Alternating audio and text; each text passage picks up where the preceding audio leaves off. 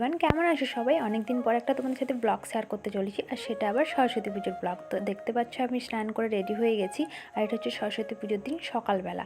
তো স্নান টান করে একটা সুতির শাড়ি পরে নিয়েছি। তো বিয়ের পরের প্রথম সরস্বতী পুজো, সেই জন্য ভাবলাম তোমাদের সাথে হালকা করে একটু শেয়ার করেই দিই। তো আমাদের ঘরে তো পুজোটা হচ্ছে না, হচ্ছে জেঠিমাদের ঘরে। তো সেখানে যাবো, পুষ্পাঞ্জলি দেবো, আমি দেবো, বরমাসে সবাই দেবে।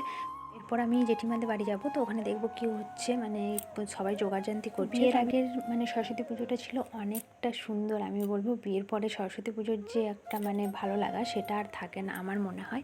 তো বিয়ের আগে যে শাড়ি পরার একটা যে মনের মধ্যে ফুর্তি 10 দিন আগের থেকে, মানে কিছুদিন আগের থেকে আর কি, কি পরবো কি সাজবো এরকম একটা ব্যাপার থাকতো। তো বিয়ের পরে সেই মানে মনের মধ্যে সেই জিনিসটা আর হচ্ছিল না। এখানে দেখতে পাচ্ছ মানে সব কিছু জোগাড় করে নিয়েছে দিদি আর জেঠিমা মিলে। তো এরপর পুজোটা শুরু হবে, আর এখানে দিদি সব জোগাড় দিচ্ছিলো হাতে হাতে। আর তো দেখতে থাকো ভিডিওটা, পুরোটাই তোমাদের সাথে শেয়ার করার চেষ্টা করছি। আর এখানে আমার বরমশাই আয়না দেখতে ব্যস্ত। আমার বরমশাই নাকি খিদে পেয়ে গেছে, মানে ওর খিদে যেন সহ্যই হচ্ছে না। তো বলছে কতক্ষণ পুজো হবে, আর আমি এখানে তোমাদেরকে একটু নিজেকে ডেমনস্ট্রেশন করে দিলাম। তো যাই হোক, ভিডিওটা দেখতে থাকো, পুজোটা দেখো, তারপর তোমাদের সাথে কথা বলছি।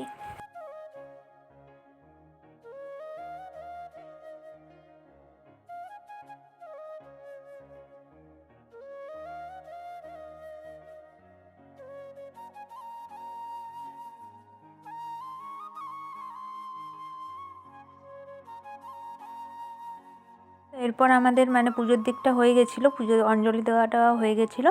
তো এরপর চলে এসেছি রান্নাবান্নার দিকে। আর এখানে দেখতে পাচ্ছ কী কী রান্না হবে। যেহেতু এই রিচুয়ালসটা আশা করি সবারই আছে, যে সরস্বতী পুজোর দিন রান্না করে পরের দিন খাওয়া।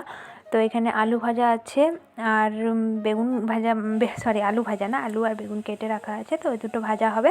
আর উপরে দেখতে পেলে পালংয়ের তরকারি হবে, পালং বেগুনের। আর নিচে আছে ওই যে ঢাকাটা খুললাম না, আর বাঁধাকপিটা রাখা আছে কেটে। আর এখানে সিজনের জন্য সব কিছু রেডি করা আছে। এখানে মাছ নিয়ে নিয়েছে দেখতে পাচ্ছ।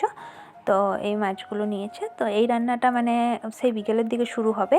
আর এমনি নর্মাল প্রতিদিন যেমন খাওয়া হয়, তো সেরকম রান্নাটা মানে করে নেওয়া হবে। এখানে আবার অন্য রকম নিয়ম, মানে আমাদের বাপের বাড়িতে ছিল যে একদিনেই ভাতটা সব সবজি রান্না করে পরের দিনে খাওয়া। তো এখানে নিয়ম হচ্ছে যে মানে আগের দিনে সবজি রান্না করে পরের দিন গরম ভাত করে খাওয়া। তো যাই হোক, ভালোই লেগেছিলো। তো এটা ছিল তার পরের দিনে। তো আমরা এখন একটুখানি রেডি হয়ে নিয়েছিলাম, আর রেডি হয়ে আমরা গেছিলাম ঘর বিসর্জনের জন্য।